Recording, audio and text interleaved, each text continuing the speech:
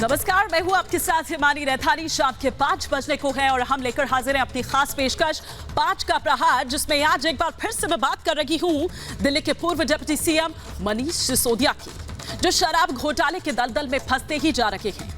ये अलग बात है कि खुद सिसोदिया द्वारा, मुख्यमंत्री केजरीवाल द्वारा और पूरी पार्टी द्वारा लगातार और बार बार ये कहा जा रहा है कि कोई घोटाला हुआ ही नहीं, लेकिन बावजूद इसके पहले सीबीआई और फिर ईडी का शिकंजा सिसोदिया पर लगातार कसता जा रहा है। न केवल सिसोदिया पर, बल्कि इसकी आंच केजरीवाल तक भी पहुंचने लगी है। आज ईडी की टीम जब दिल्ली शराब नीति केस में गिरफ्तार मनीष सिसोदिया को लेकर दिल्ली की राउज एवेन्यू कोर्ट पहुंची, तो यहां पर कोर्ट में ईडी के वकील हुसैन द्वारा पक्ष रखा गया, जहां पर उन्होंने खुलकर केजरीवाल का नाम लिया और पुख्ता तौर पर अपना पक्ष रखा। यह गंभीर है। क्या दिल्ली में कोई राजनीतिक संकट पैदा होने वाला है? क्योंकि इसके बाद मामला सिर्फ राजनीतिक नहीं रह जाता है, बल्कि अब फैक्ट्स सामने आ रहे हैं। आम आदमी पार्टी भले ही इस गिरफ्तारी को राजनीतिक रंग दे रही हो और इसे किसी बदले के तहत कार्रवाई कह रही हो, लेकिन गिरफ्तारी और तमाम बयान ये बता रहे हैं कि मामला उतना सीधा और साफ नहीं है जितना कि आम आदमी पार्टी दिखाने और बताने की कोशिश कर रही है। कोर्ट में जब ईडी के वकील हुसैन ने पक्ष रखा, तो उन्होंने बताया कि ये पूरी साजिश विजय नायर ने रची थी। बाद में विजय, मनीष सिसोदिया, के कविता और कई अन्य लोगों ने मिलकर यह साजिश रची थी।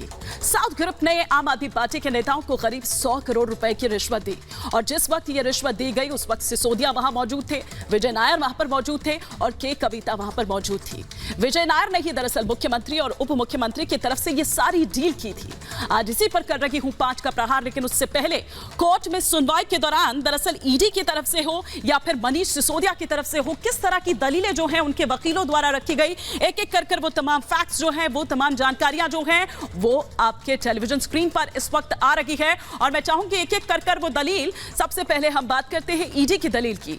पूछताछ के लिए रिमांड जरूरी है, क्योंकि रिमांड दरअसल और मांगी गई थी ईडी की तरफ से। उधर सिसोदिया के वकील के द्वारा यह कहा गया कि रिमांड की मांग करना गलत कानून है। यह कहा यह कानूनन गलत है, मामला बनता ही नहीं है। ईडी की दलील में क्या था कि जांच में सहयोग नहीं कर रहे मनीष सिसोदिया, जबकि वहां पर सिसोदिया के वकील जो हैं उन्होंने ये कहा कि सहयोग नहीं करने के जो आरोप हैं वो गलत है। जो भी उनसे पूछा जा रहा है, जो भी उनसे कहा जा रहा है, वो उसका जवाब दे रहे हैं। ईडी की जो दलील है उसमें कहा कि सिसोदिया ठीक से जवाब नहीं दे रहे हैं। सिसोदिया के वकील ने कहा कि वो नहीं बोला जो दरअसल ईडी सुनना चाहती है। यही बात देखिए आप सीबीआई के लिए भी कही गई थी। ईडी की दलील कि 100 करोड़ की रिश्वत दी गई थी, ये ईडी की ओर से कहा गया, जबकि सिसोदिया के वकील ने यह कहा कि ईडी मनी ट्रेल का पता नहीं लगा पाई है अब तक। वहीं ईडी द्वारा क्या दलील दी जाती है कि सिसोदिया के कहने पर ही दरअसल जो नियम है तमाम वो बदले गए। सिसोदिया के वकील ने यह कहा कि साफ दिख रहा है कि दरअसल बदनीयती के साथ ये पूरा काम जो है वो हो रहा है। ईडी की ओर से कहा गया कि 6% की जगह 12% जो मार्जिन है वो क्यों दिया गया, वो दिया गया। सिसोदिया के वकील ने कहा कि 292 करोड़ बनाने के आरोप जो है वो हवाई है। अब देखिए आंकड़ों में भी यहाँ पर कितना ज्यादा जो डिफरेंस है वो है, लेकिन ईडी की जो दलील है उसमें क्या और कहा गया कि अवैध कमाई के लिए दरअसल जो व्यवस्था है वो बनाई गई थी।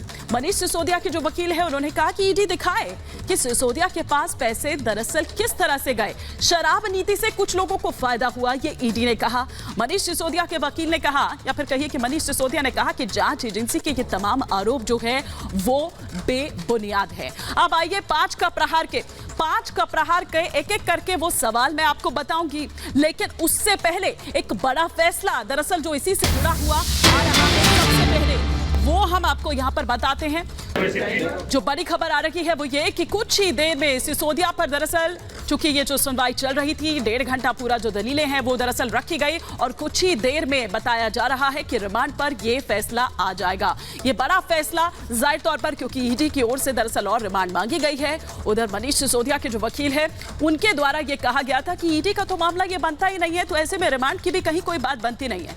5 का प्रहार के वो 5 सवाल में पहला सवाल ये कि क्या वाकई जांच में सहयोग नहीं कर रहे हैं सिसोदिया। दूसरा सवाल ये कि जांच एजेंसियों के एक्शन पर सियासी हंगामा क्यों हो रहा है। तीसरा सवाल ये कि क्या वाकई जांच एजेंसी का दुरुपयोग हो रहा है। चौथा सवाल ये कि सीबीआई ईडी के एक्शन पर क्या एकजुट होगा विपक्ष।